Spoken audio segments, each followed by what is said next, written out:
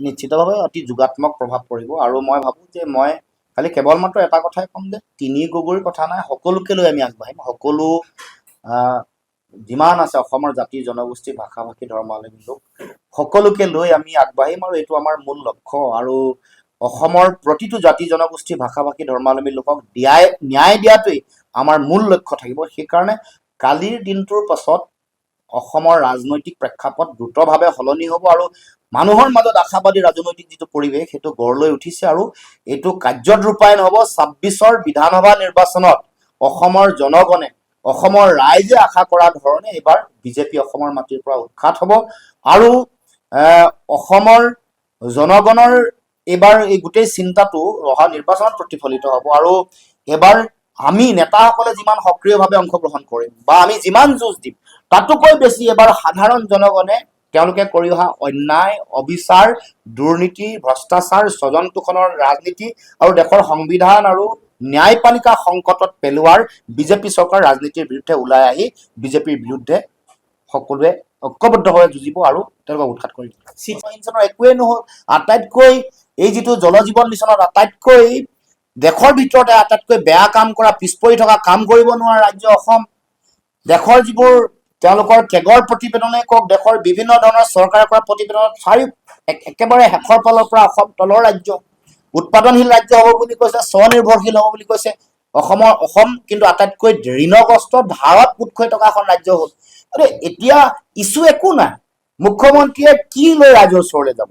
এটা হিন্দু মুছলমানৰ ৰাজনীতি, দ্বিতীয় তেওঁলোকৰ মাজত তেওঁলোকৰ এইটো মানে মিছা এটা ভয়, এটা যিটো সাম্প্ৰদায়িক ৰাজনীতি। প্ৰথমতে এই সাম্প্ৰদায়িক ৰাজনীতিত বেলেগ বেলেগ ৱেপন ব্যৱহাৰ কৰে। কেতিয়াবা এই গৌৰৱ গগৈৰ এই বিষয়টোক লৈ এটা সাম্প্ৰদায়িক পৰিৱেশ সৃষ্টি কৰিব খোজে। তাৰপিছত মানুহক ভয় ভাবুকিৰ ৰাজনীতি কৰে। এক্সট্ৰা জুডিচিয়েল কিলিং তেওঁলোকে হত্যা কৰিছে। তাৰ লগে লগে তেওঁলোকে উচ্ছেদৰ বিষয়টোতো তেওঁলোকে সেইসকল মানুহক বিদেশী বুলি কৈ তেওঁলোকক মাটিও দিলে, পইচা দিলে, মানুহৰ আগত জল পটপটকে ওলাই পৰিছে। যদি বিদেশী হৈ তেওঁলোকক মাটি আৰু পইচা দিছা, তেতিয়াহ'লে ৰাষ্ট্ৰদ্ৰোহৰ গোচৰত মুখ্যমন্ত্ৰীকতো তিহাৰ জেলত নিক্ষেপ কৰিব লাগে দেশৰ প্ৰধানমন্ত্ৰী আৰু গৃহমন্ত্ৰীয়ে। এই কামটো কৰা নাই। বিদেশী বুলি কৈ কাজিৰঙাত উচ্ছেদ কৰা মানুহক যদি মাটি আৰু পইচা দিছে, তেওঁ ৰাষ্ট্ৰদ্ৰোহৰ গোচৰত তেওঁলোকে পৰিছে। গতিকে দুৰ্নীতি, কেলেংকাৰী, সিন্ডিকেট ৰাজ, এইবোৰত চাৰিওফালে কয়লাৰ কেলেংকাৰী চলিছে, দুৰ্নীতি কমিশ্যন ৰাজ চলিছে। ২২,০০০ পৰা ২৫,০০০ কোটি টকা ঠিকাদাৰসকলক দিবলৈ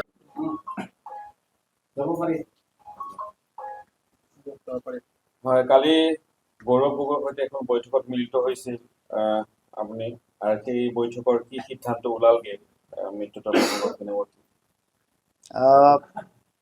যোৱাকালি গৌৰৱ গগৈ ডাঙৰীয়াৰ লগত আমাৰ এখন বৈঠক হৈ যায়, আৰু আমি বহু দিনৰ পৰা এই বিষয়বোৰ আলোচনা কৰি আছোঁ। আনুষ্ঠানিকভাৱে এখন সকলো ৰাজনৈতিক দলৰ সভা হৈছিল। তাৰপিছত অনানুষ্ঠানিকভাৱেও এই বিষয়সমূহৰ সম্পৰ্কত বিভিন্ন বিষয় সম্পৰ্কত আমাৰ আলোচনা চলি আছিল। এতিয়া যোৱাকালিও আমি পুনৰ আলোচনাত মিলিত হওঁ, আৰু আলোচনা যথেষ্ট যোগাত্মক আৰু অসমৰ ৰাজনৈতিক ভৱিষ্যতৰ কাৰণে আশাপ্ৰদ। পৰৱৰ্তী দিনসমূহত আৰু ২-৪টা কথা নিশ্চয় আৰু পাতিব লগা আছে। এই বিষয়বোৰো পৰৱৰ্তী দিনত যোগাত্মকভাৱে আগবাঢ়িব।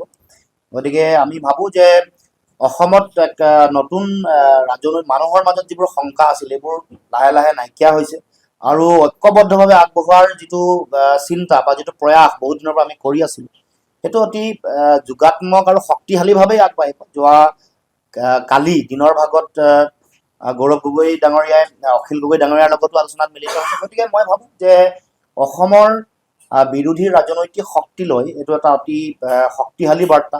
ঐক্যবদ্ধভাৱে আগবাঢ়িবৰ কাৰণে অতদিনে আমি আহ্বান কৰি আছিলোঁ, আৰু এইটো এটা আলোচনাৰ দুৱাৰ মুকলি হৈছে, আৰু গোটেই বিষয়টো সমাধানৰ দিশত অগ্ৰসৰ হোৱা বুলি মই অনুভৱ কৰিছোঁ। আগন্তুক দিনসমূহত বাকী থকা ২-৪টা অখিল গগৈ ডাঙৰীয়াও কৈছে ২-৪টা বিষয় এতিয়াও বাকী আছে, মোৰো ২-৪টা বিষয় বাকী আছে।